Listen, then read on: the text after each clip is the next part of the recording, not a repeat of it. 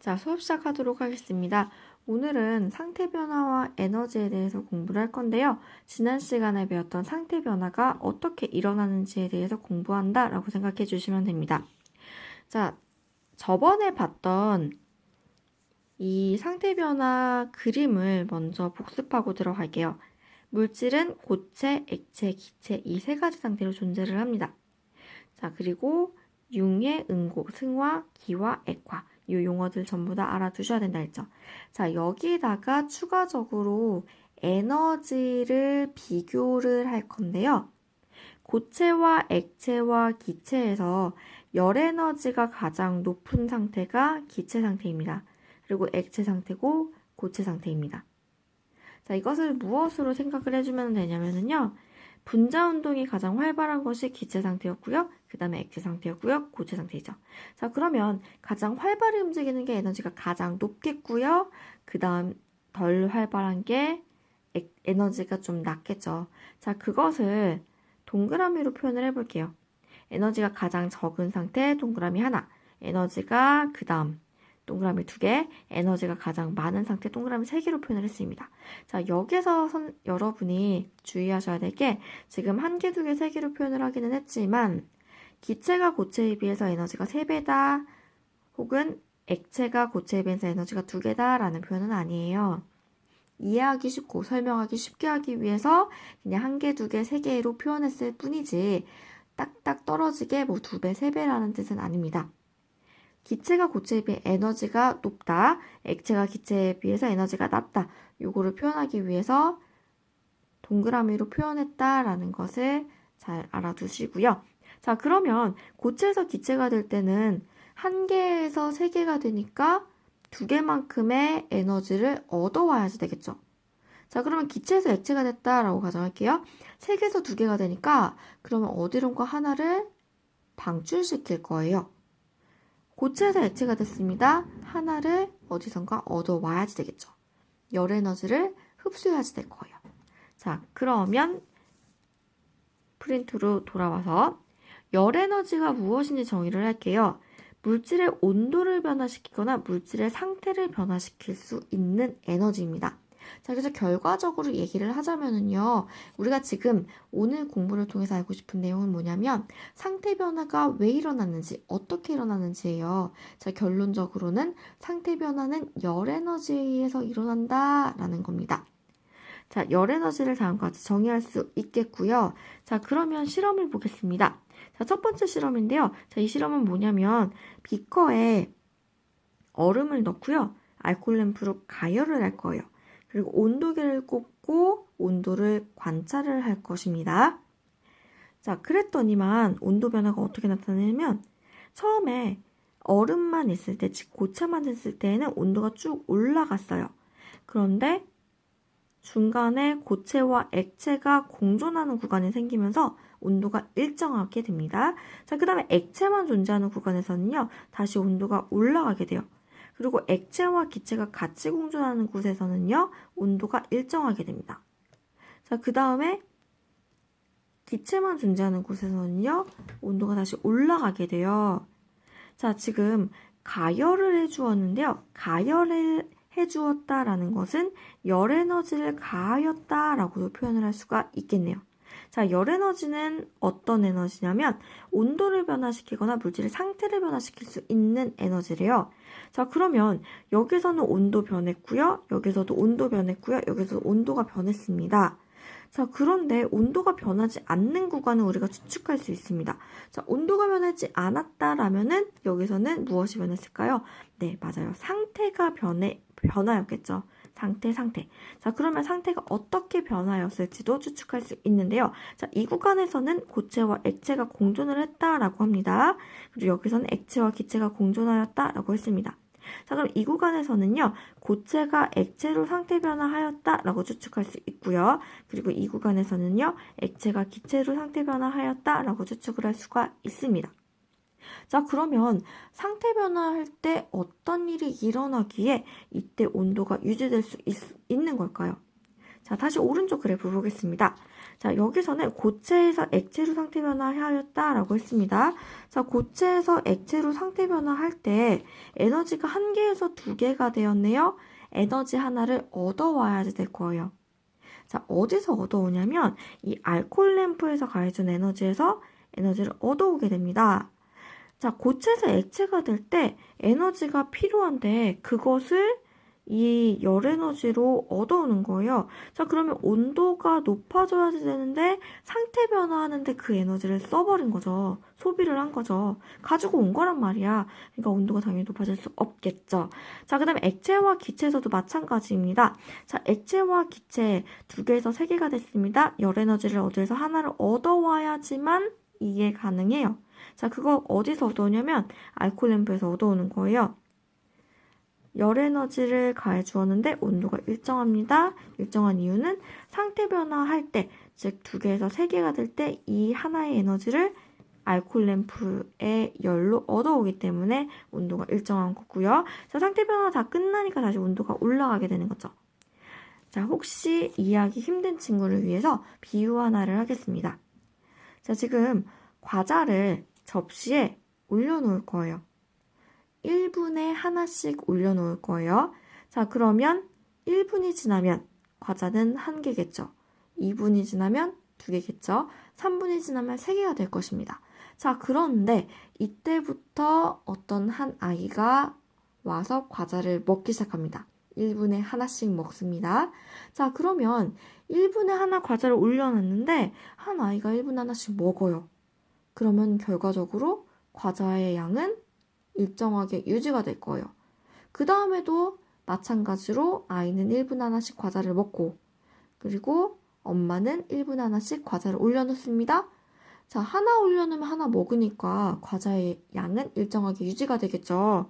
자, 이거예요. 엄마가 1분에 하나씩 과자를 올려놓습니다. 아이가 과자를 먹기 시작합니다. 일정하게 유지가 되겠죠.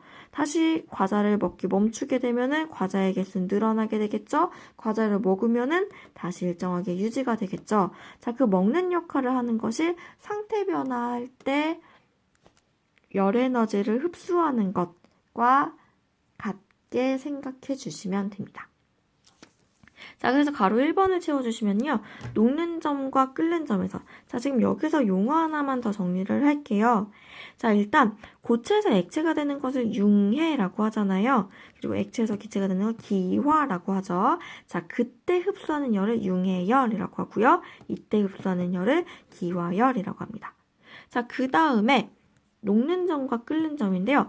고체에서 액체가 되는 이 상태 변화할 때 온도를 녹는 점이라고 하고요. 그리고 액체에서 기체가 될 때 이 상태 변화할 때 온도를 끓는 점이라고 합니다. 자, 그럼 녹는 점과 끓는 점에서 온도가 일정하게 유지되는 까닭은 가해준 열 에너지가 상태 변화하는 데 사용되기 때문이다 라고 정리할 수가 있겠죠. 자, 그 다음에 2번째 실험을 보겠습니다. 자, 이것은 어떤 실험이냐면요. 비닐봉지 안에 수증기를 넣고요. 냉각시키는 상태예요. 자, 냉각시켰다라는 것은 열 에너지를 빼앗았다라고 표현할 수가 있겠죠? 자, 냉각을 시키게 되면은요. 자, 이 구간에서는 비닐봉지 안에 기체만 들어있는 상황이에요. 온도가 낮아지는 게 관찰이 되었어요. 자, 그런데 비닐봉지에 몽골몽골 물방울이 맺히기 시작하면서 온도는 일정하게 유지가 됩니다. 자, 그 다음에 비닐봉지 안에는 물밖에 없어요. 다시 온도가 내려가게 됩니다. 자, 그 다음에 다시 일정한 구간이 있는데 이때는 얼음이랑 물이 같이 비닐봉지 안에 있어요. 얼음물이겠죠. 이때는 온도가 일정합니다. 자, 그 다음에 얼음밖에 존재하지 않아요. 이때는 온도가 다시 내려갑니다. 자, 이때도 마찬가지예요. 열 에너지를 빼앗게 되면은, 즉 냉각하게 되면은요, 온도가 변화되거나 상태가 변화를 할 건데요. 여기서는 온도 변화했습니다. 온도 변화했습니다. 온도 변화했습니다. 자, 온도 변하지 않았죠. 그러면 추측할 수 있습니다.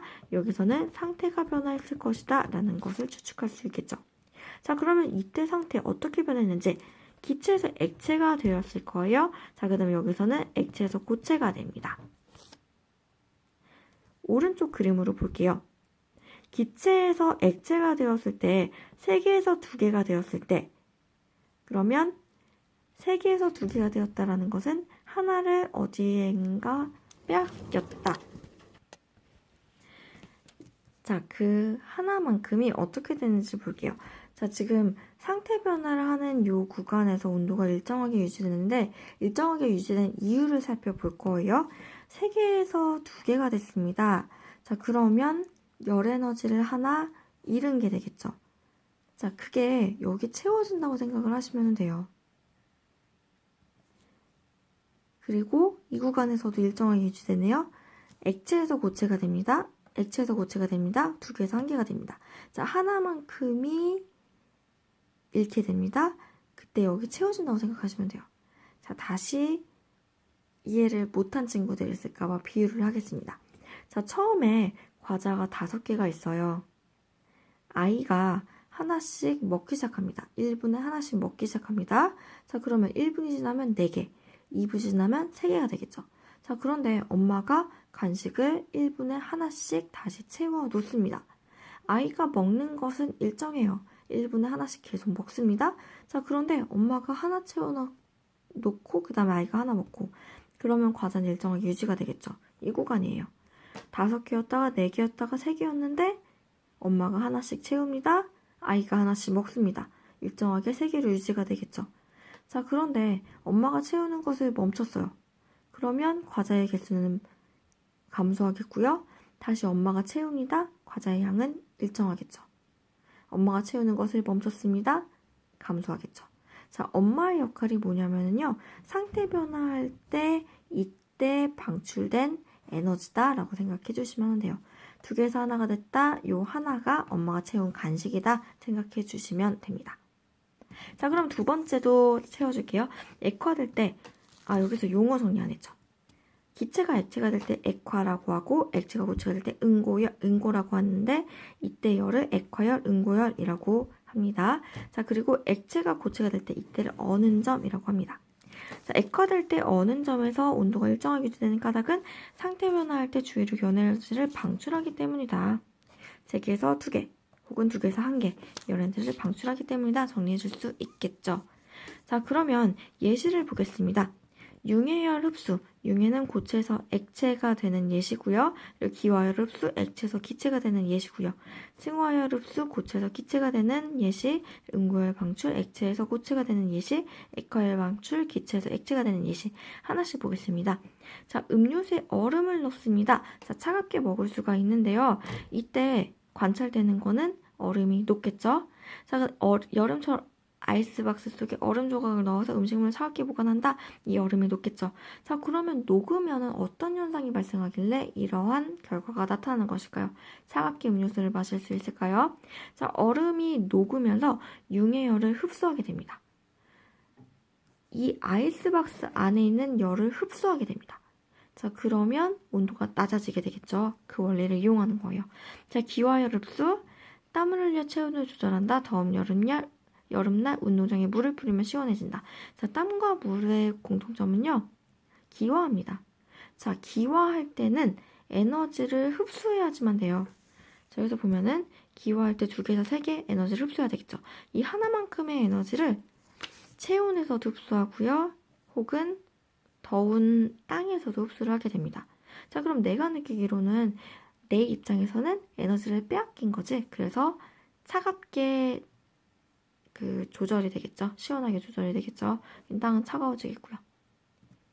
자, 여기서 영상 하나를 볼 건데요. 지금 영상이 재생이 안 돼서 이 링크를 올려드릴게요. 그럼 여러분이 그 링크를 타고 들어가서 보시면 돼요. 뭐냐면은 이제 알코올을 이용해서 온도를 낮춰주는 건데요.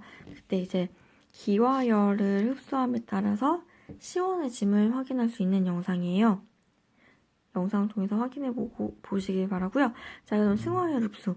이것은 드라이 아이스를 넣어주면서 아이스크림이 시원하게 유지될 수 있게끔 해주는 건데요. 드라이 아이스는 승화되는 물질입니다. 즉 고체에서 기체로 됩니다. 자, 고체에서 기체로 되게 되면은 고체에서 기체, 에너지를 두 개 얻어야지만 가능하죠. 자, 그것을 어디서 얻냐면 이 아이스크림이 있는 그 공간에서 빼앗아가는 거예요. 그러면 그 공간은 시원함을 유지할 수 있겠죠. 자, 그 다음 응고열 방출. 액체 파라핀으로 온찜질을 한다. 자, 이거는 양초 생각하시면 돼요. 액체 양초. 그 다음에 이누이트는 얼음집 안에 물을 뿌린다. 겨울철 과일냉이를 막기 위해 물을 뿌린다. 자, 지금 액체 파라핀과 물, 이 세 개의 공통점은요, 응고되면서 응고열을 방출시킨다라는 것에 있어요. 자, 액체 파라핀, 액체가 고체가 되면서요. 자, 액체가 고체가 되었다, 두 개에서 한 개가 되었다, 하나를 어딘가로 방출하겠죠. 그러면 지금 손을 보통 여기 넣는데요. 손이 따뜻해질 거예요. 그것은 액체가 고체가 되면서 방출되는 그 에너지가 내 손에 전달이 되는 거겠죠. 자, 그 다음에 이누이트, 그 추운 지방에 사는 사람들을 뜻하는데요. 얼음집에 보통 많이 삽니다. 그런데 정말 특이하게도 이 사람들의 난방법은 우리가 상상하는 것과 조금 다릅니다. 얼음을 얼려서 난방을 해요. 물을 얼음집에 뿌리게 되면은요, 바로 없니다. 자, 그런데 물은 액체 상태고요. 그리고 얼음은 고체 상태겠죠. 액체가 고체가 됩니다. 두 개에서 한 개가 됩니다. 자, 그럼 하나만큼이 어디론가 방출되겠죠. 자, 이 얼음집 안에 방출이 되는 거예요. 그만큼 그러면 얼음집은 따뜻하게 유지가 되겠죠. 그거예요. 겨울철 과일냉이를 막기 위해 물을 뿌린다. 자, 그럼 겨울철에 물을 뿌리게 되면은 얼음이 되겠죠. 자, 얼음이 됩니다. 두 개에서 하나가 됩니다. 하나만큼이 공기 중으로 내보내지게 될 거예요. 그럼 공기는 조금 따뜻해지겠죠. 그래서 과일에 냉해를 막습니다. 자, 그 다음에 스팀 난방을 이용해서 방안을 따뜻하게 한다. 자, 수증기를 방출을 시킵니다. 자, 수증기를 방출을 시키게 되면은요, 바로 액체로 변하게 돼요. 왜냐하면 공기는 차갑기 때문에. 자, 액체로 변합니다. 자, 수증기가 액체로 변합니다. 3개에서 2개가 됐습니다. 자, 그럼 하나만큼이 공기 중으로 방출이 되겠죠? 그러면 따뜻하게 되겠죠. 자, 그래서 예시를 살펴보았고요. 스스로 확인하기 문제는 스스로 확인을 해 주시면 됩니다. 자, 그럼 다음 시간에 볼게요.